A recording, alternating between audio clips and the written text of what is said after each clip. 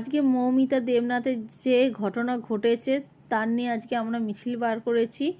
তো সবাই যোগদান দিয়েছে, প্রত্যেকটা জেলায় জেলায় আজকে এই মিছিল বেরিয়েছে। কালকে সকাল হলেই 15ই আগস্ট 2024, কিন্তু আজকে দেশ আমাদের এখনও স্বাধীন হয়নি। লজ্জার বিষয়, স্বাধীনতার মধ্যরাত নারীদের দখলে। আমি আর কথা বাড়ালাম না, আপনাদের কাছে অনুরোধ রইল ভিডিওটা দেখার জন্য। We want justice. মৌমিতা দেবনাথের অপরাধীদের শাস্তি চাই আর ফাঁসি চাই। অপরাধীদের শাস্তি চাই, শাস্তি চাই, শাস্তি চাই, অপরাধীদের শাস্তি চাই, শাস্তি চাই। পথের শেষে একটা ঘর, উই ওয়ান্ট জাস্টিস। দাদা বাজাতে পারো, আমার কাছে আমি বাজাতে পারছি না। সবাই সঙ্গ বাজাবে।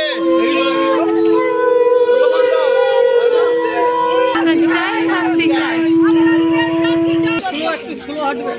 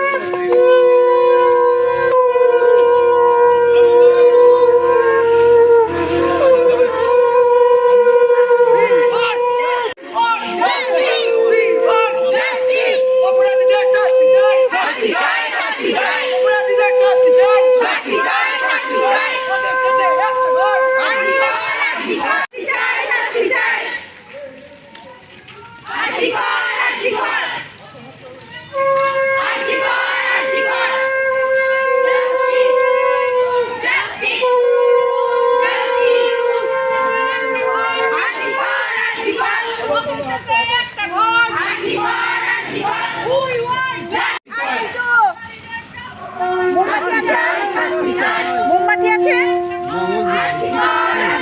মোমবাতি এই জামাটা এখন শেষ হয়ে গেল।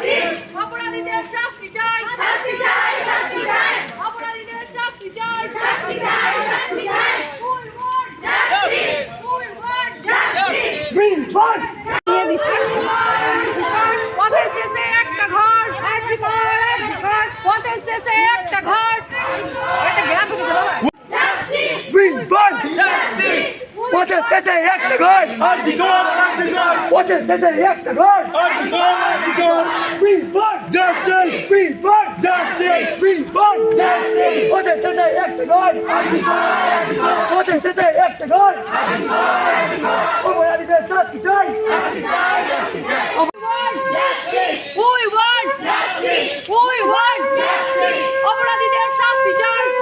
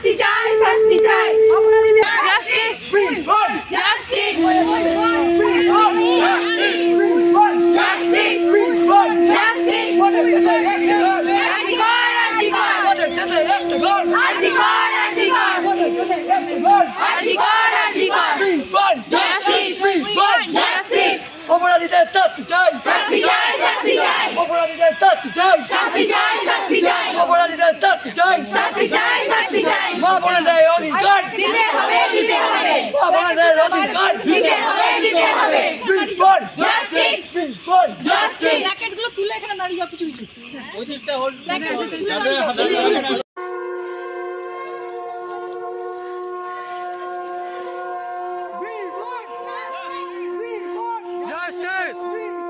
Justice! অপরাধীদের শাস্তি চাই, অপরাধীদের শাস্তি চাই, পথের শেষে একটা ঘর, পথের শেষে একটা ঘর, Antigone!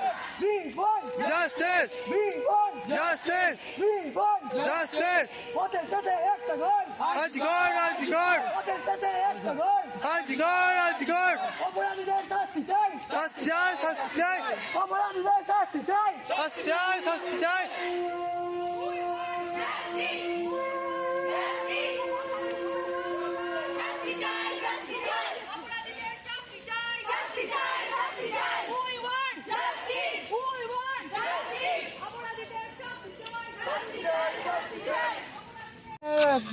অবস্থার আমরা মুখোমুখি হলাম যে আজকে সেই সুরক্ষা নেই মেয়েদের, মায়েদের, বোনেদের। আমরা খুব দুশ্চিন্তায় থাকি, বাচ্চারা বেরোলে, আমরা নিজেরাও বেরোলে ভীষণ দুশ্চিন্তার মধ্যে থাকি, ভীষণ একটা খারাপ পরিস্থিতির মধ্যে দিয়ে আমরা সবাই যাচ্ছি। এইটার কি বলবো, প্রতিবাদ জানাতে আমরা আজকে এখানে সবাই মিলে, এলাকার সবাই মিলে সমবেত হয়েছি।